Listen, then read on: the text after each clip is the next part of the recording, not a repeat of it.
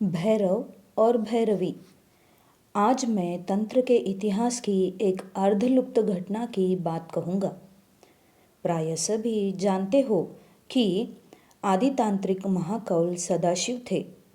सदाशिव का व्रत था कुर्वन्तु विश्वम तांत्रिकम, सारे विश्व को तांत्रिक बना देना।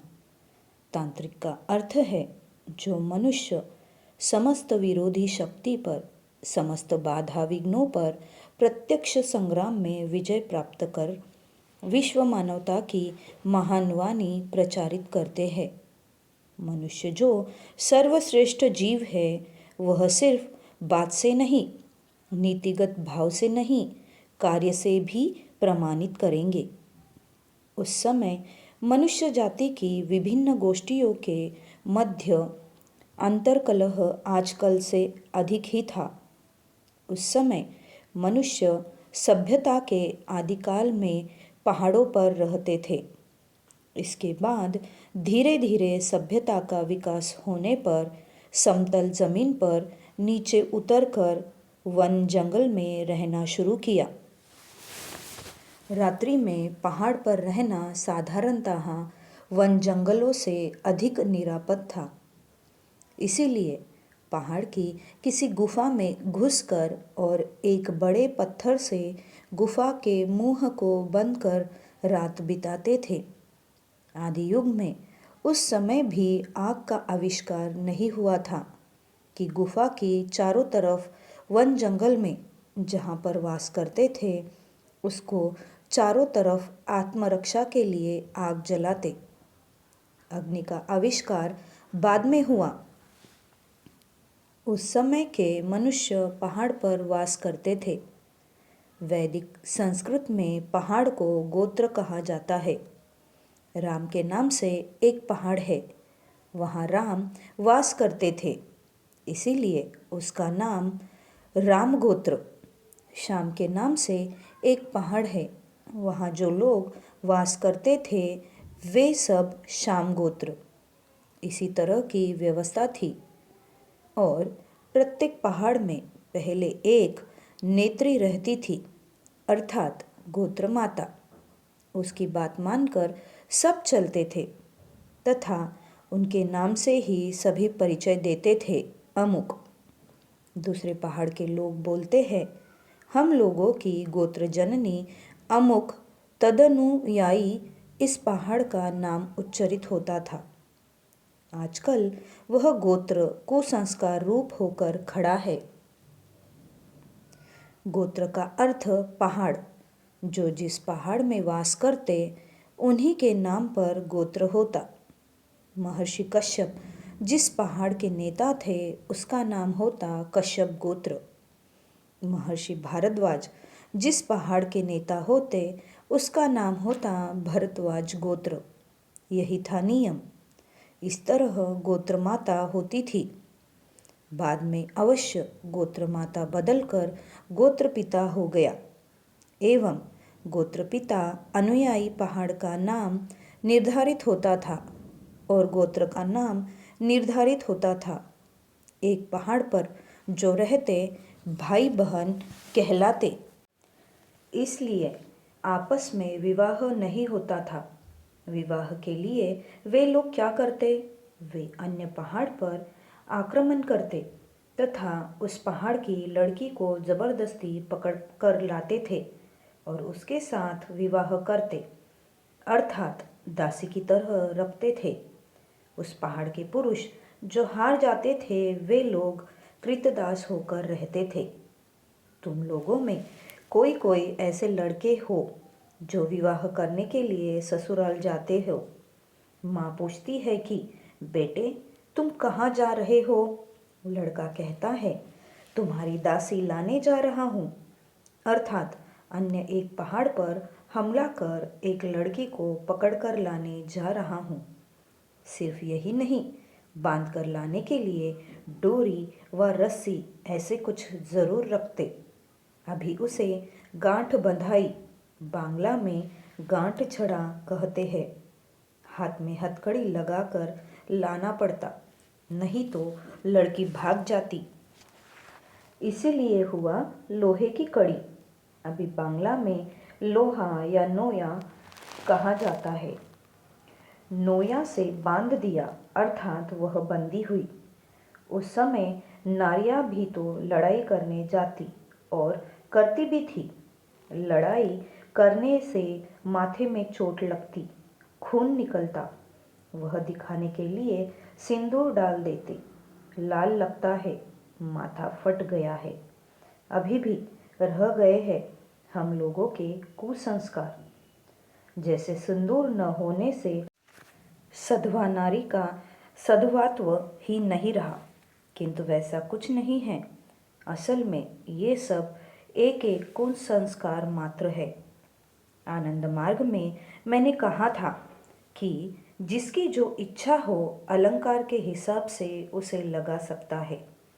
कौन नारी चूड़ी पहनेगी, कौन बाला पहनेगी, उसके संबंध में मैं कुछ नहीं कहूँगा।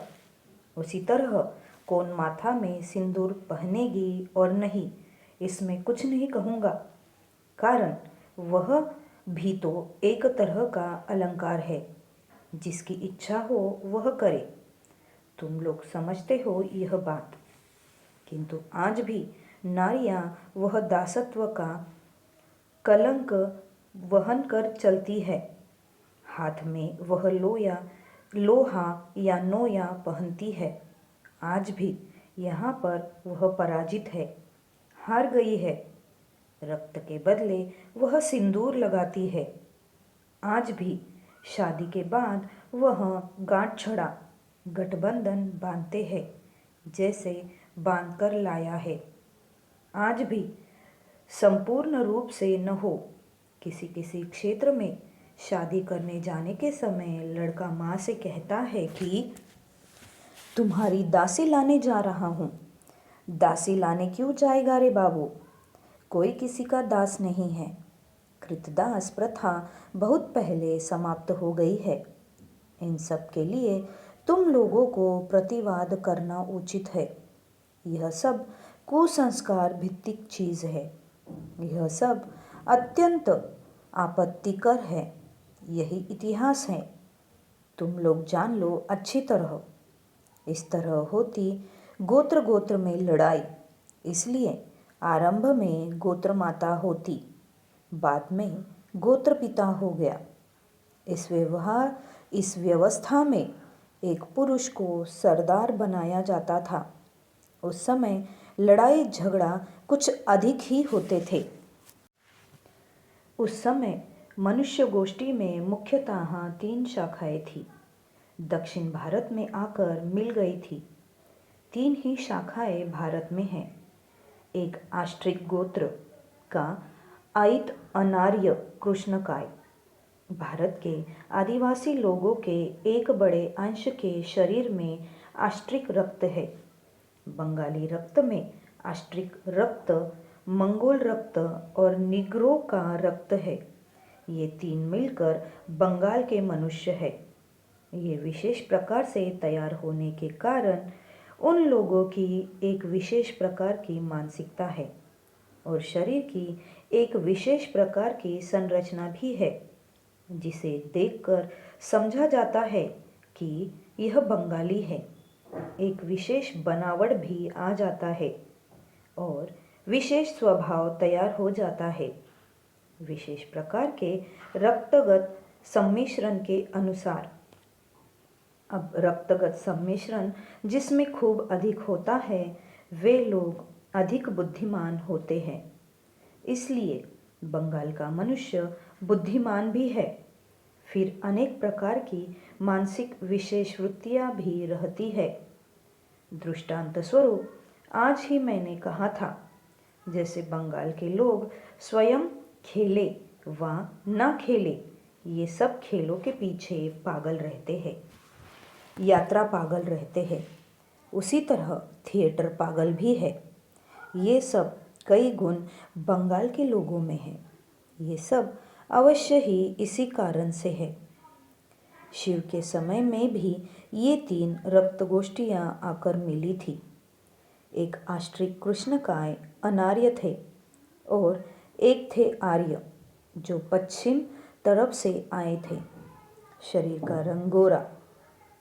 आर्य लोगों के मध्य अवश्य 3 प्रकार का विभाजन है। जैसे एकदम उत्तर के आर्यों को नार्डिक कहा जाता है, जिनका रंग लाल था। बाल का रंग लाल, आँख का तारा हल्का भूरा लाल। और एक तरह के आर्य होते हैं अल्पाइन, जिनके बाल नीले, आँख के रंग नीले और शरीर का रंग गुलाबी गोरा। और एक तरह का हुआ मेडिटेरेनियन ग्रुप का आर्य, जिसका रंग दूध की तरह उजाला, बाल काला, आँख का तारा काला।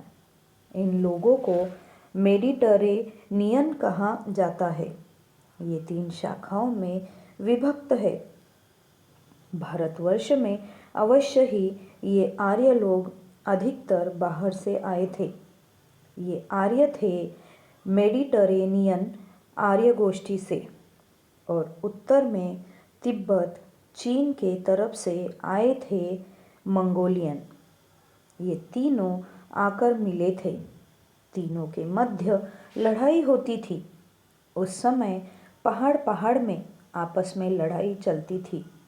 अभी भी भारतवर्ष के किसी किसी अंश में पात्र पक्ष या वर पक्ष, वराली, जाता है घोड़ा पर चढ़कर, अस्त्र शस्त्र लेकर, मानो लड़ाई होगी। लोग दिखावे की लड़ाई एवं इस लड़ाई में सरदार बनाकर जिसको ले जाता था, उसी की शादी होती थी। संस्कृत में वर का अर्थ श्रेष्ठ। जिस दल में जो श्रेष्ठ होता था उसी को वर कहा जाता था। वर का अर्थ दलपति, उस दिन का दलपति। जो लोग पहाड़ पहाड़ में लड़ाई करते थे, वे लोग गोष्ठी गोष्ठी में भी लड़ाई करते थे। आर्य, अनार्य और मंगोलियन में लड़ाई चलती थी। वह शिव का समय था। उस समय शिव ने चाहा इन तीनों के बीच किसी तरह से मित्रता कराना। कारण किसी प्रकार मित्रता नहीं कर देने से मानव गोष्ठी का भविष्य अंधकार में रहेगा। जैसे कृष्ण ने सोचा था तत्कालीन संपूर्ण भारत को एक कर एक महाभारत की रचना करना, उसी तरह से शिव ने चाहे थे कि तीनों गोष्ठियों को मिलाकर एक कर देना। मनुष्य यदि लड़ाई कर इस तरह से मरते रहेंगे तो वे सोचते थे मेरे इस साधना का आदर्श, मेरा यह नृत्य संगीत, मेरा यह आयुर्वेद, यह चिकित्सा विज्ञान, इन सबों की वाहकता कौन करेगा। उस समय बहुविवाह का प्रचलन था। शिव की भी 3 स्त्रियां थीं, आर्य कन्या पार्वती, अनार्य कन्या काली और मंगोलियन कन्या गंगा। शिव ने चाहा कि तीनों के बीच एक भाव प्रेम हो जाए, एक मिलाप हो जाए। उन्होंने अपने तीनों स्त्रियों के माध्यम से तीनों समाजों में धर्म तथा तंत्र का प्रचार शुरू कर दिया। खूब सुविधा हुई, महासुविधा ही हुई, क्योंकि आर्य भी शिव को देवता कहकर मानते थे। मंगोलिय तिब्बत ने भी माना और अनार्य ने भी माना। सभी शिव भक्त थे। परावर्ती काल में बौद्ध भी मानते थे, जैन भी मानते थे। कारण शिव ने इस तरह मानव समाज का समन्वय घटित कराने की चेष्टा की थी। यह शिव बौद्ध के पास हो गए।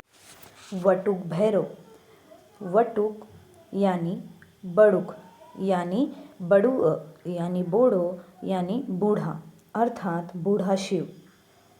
बूढ़ो शिवतला नाम के अनेक शहर बंगाल में पाए जाते हैं। बूढ़ा शिव हुए बौद्ध के शिव।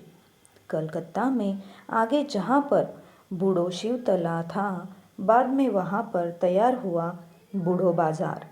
इसके बाद वहाँ पर जब मारवाड़ी लोग आए तो उस समय वहाँ बाजार जम गया था। तो वे उस समय वह बूढ़ो बाजार को बड़ा बाजार कहकर पुकारने लगे। असल में वह बड़ा बाजार नहीं है। अनेक शहरों में ही बड़ा बाजार है, किंतु कलकत्ते का बड़ा बाजार नहीं है। वह बूढ़ो बाजार है, अर्थात बूढ़ो शिव का बाजार। इस तरह से हुआ। बाद में शिव ने देखा कि मैं यदि इस सिद्धांत का प्रचार करूं, इसको और आगे ले चलने के लिए अधिक लोगों की ज़रूरत पड़ेगी, अधिक शक्ति की ज़रूरत पड़ेगी। यह तोमार पता का जारे दाओ, तारे बही बार दाओ शक्ति। तुम अपना पता का जिसको देते हो, उसको वहन करने की शक्ति देते हो। इतनी विद्या, इतना ज्ञान, प्रज्ञा और इतनी साधना कौन धारणा करेगा? अपात्र से तो नहीं होगा। अपात्र को यदि कुछ भी शिक्षा दी जाए, अपात्र को यदि कुछ दान दिया जाए, वह काम में नहीं आएगा, वह व्यर्थ हो जाएगा। जैसे 1000 बार सिखाने पढ़ाने से बगुला मैना पक्षी की तरह बात बोल नहीं सकता, यहाँ बक हुआ अपात्र। शिव ने इसके लिए क्या किया? पार्वती का एक पुत्र था जिसका नाम भैरव था, और काली को एक कन्या थी जिसका नाम भैरवी था। अब शिव ने भैरव को प्रथम तंत्र साधना, कपालिक साधना, नर कपाल लेकर साधना करना, तांडव नृत्य सब सिखाया। इसके बाद से पृथ्वी पर जितने लोग यह कपालिक साधना, यह तंत्र साधना सीखते हैं, सभी को भैरव नाम दिया जाता है। सभी भैरव परिचित वहन करते हैं। अब सभी जब यह साधना करते हैं, उस समय उन लोगों का नाम भैरव हो जाता है। राम, श्याम, यदु, मधु इत्यादि नाम नहीं रहता है। सभी का शिव गोत्र हो जाता है। शिव ने कहा, सभी हमारे हैं। जो पहाड़ में ही क्यों न रहे, वे सभी हमारे अपने लोग हैं। मैं सभी के लिए शुभ चिंतन करूँगा, मंगल चिंतन करूँगा। सभी को मैं अच्छा बना दूँगा। सभी मेरे पास निरापद और निर्भय होकर आओ, तथा किसको क्या प्रयोजन है मुझे बताओ, मैं मदद करूँगा। सुतराम आत्मगोत्रम परित्यज्य शिवगोत्रम प्रविशतु। इसीलिए साधक अपना गोत्र छोड़कर, समस्त गोत्र छोड़कर शिव गोत्र हो गए। इसीलिए आनंद मार्ग में भी पृथक गोत्र की स्वीकृति नहीं है, सभी शिव गोत्र के हैं। केवल विवाह के लिए कह दिया है कि पात्र और पात्री के ऊपर के 3 पुरुषों और नीचे के 3 पुरुषों के बीच किसी प्रकार का संपर्क न रहे, उसके बाहर होने से ठीक है। गोत्र उत्र नहीं है। इसके पहले भी मैंने कहा था कि जो कश्यप गोत्र, भारद्वाज गोत्र है, ये सब लोगों को ठगने के लिए है। कारण मनुष्य जाति के इतिहास के पीछे की तरफ देखते हैं कि आदि में वानर से मनुष्य आया है। बंदर ही मनुष्य का पूर्व पुरुष है। इसीलिए गोत्र को लेकर यदि कोई विशेष भेदाभेद करे तो मैं उसके मुंह पर बोल दूंगा, मूर्ख, तुम्हारा तो बंदर गोत्र है। उसी प्रकार जाति के विषय में भी है। ब्राह्मण का पूर्व पुरुष क्या बंदर ब्राह्मण है? क्षत्रिय का पूर्व पुरुष क्या बंदर क्षत्रिय है? ऐसा तो नहीं है बाबू। कारण बंदर की कोई जाति नहीं थी, सब ढोंग है, सब बदमाशी है। तुम लोग इन सब चीज़ों को झाड़ू मारकर दूर फेंक दोगे और मन में इन सब को स्थान नहीं दोगे। तो शिव ने भैरव को सिखाया। इसके बाद उन्होंने देखा, यह क्या बात है? मैं यदि यह ज्ञान लड़का को ही सिखाऊं और लड़का ही यदि ये समस्त गुप्त ज्ञान वृहत मानवता की यह संपत्ति सब अकेले वहन करे और मेरी लड़की यदि अज्ञानता के अंधकार के बीच में रह जाए तो क्या होगा? समाज का 100 में से 50 व्यक्ति बाकी 50 व्यक्ति का बोझ होकर रहेंगे, अर्थात नारियां पुरुषों का बोझ होकर रहेगी। इसके फलस्वरूप समाज की अग्रगति दारुण रूप से रुक जाएगी, कारण पुरुष वर्ग ही सिर्फ आगे चलेगा। नारियों के लिए तो ऐसा नहीं होगा, लेकिन समाज को आगे बढ़ने के लिए नारियों को भी आगे आना होगा। यदि 50% नारियों का बोझ पुरुषों को सिर पर रखकर चलना होगा तो वे लोग और द्रुत गति से नहीं चल सकेंगे। उन्होंने 7000 वर्ष पूर्व भी यह बात सोची थी। इसलिए शिव ने विचार किया कि वाहकता, योग्यता अर्थात वहन करने की क्षमता मैं यदि अपने पुत्र भैरव को ही दूं तो ठीक नहीं होगा, पुत्री भैरवी को भी देनी होगी। और शिव ने भैरवी को दी भी। उस दिन से जो नारी तंत्र साधना करती है उन्हें भैरवी नाम से आख्या दी जाती है। गंगा का पुत्र कार्तिक एक बाबू साहब जैसा व्यक्ति था। यद्यपि वह धार्मिक था, किंतु तंत्र साधना करने का साहस उसको नहीं था। इसमें कुछ साहस चाहिए, एकदम भीरू का पुरुष की चीज तो नहीं है। कार्तिक को वह सत्साहस नहीं था।